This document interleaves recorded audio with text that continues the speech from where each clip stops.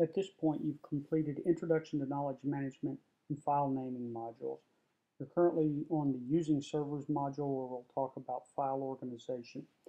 After this, we still have metadata, meta tagging, and we'll conclude with email and file distribution. Again, don't forget to take the assessments after each module. Using servers is very critical to our ability to collaborate as a team.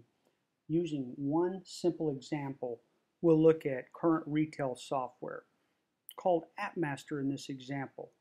Inside of AppMaster, we have numerous subfolders. The one I've highlighted is installs. Inside of installs, we have yet more numerous subfolders. And you keep drilling on and on.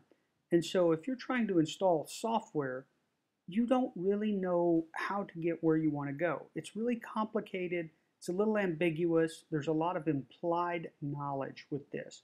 So what we need is a streamlined process that everyone can understand. Going from that cluttered interface, cluttered organization, and using a practical organization, let's take a look at retail software and how it could be organized. Instead of calling it AppMaster, which implies knowledge, if we rename it something such as retail software, it's a little easier for a new employee to understand, a little easier to find what you're looking for. Instead of burying hundreds of subfolders, if we have installers, previous installers, and maybe one or two other root level subfolders, it's easier to find what we're looking for. And then instead of subcategorizing everything further with inside of that, implying yet further knowledge on whether it's retail, home theater, retail, hunter education, retail, military, or law enforcement, they're just all organized underneath there where we would expect to find them. It allows the individual to navigate to, find what they're looking for, apply it. It also allows that same individual to create new files and add them to the servers so others can find them.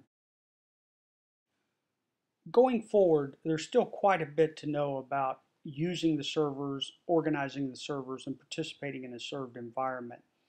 At this point, take the assessment after this module is ended, but also refer specifically to your local IT representative for all the server names, the folder organization for our specific servers.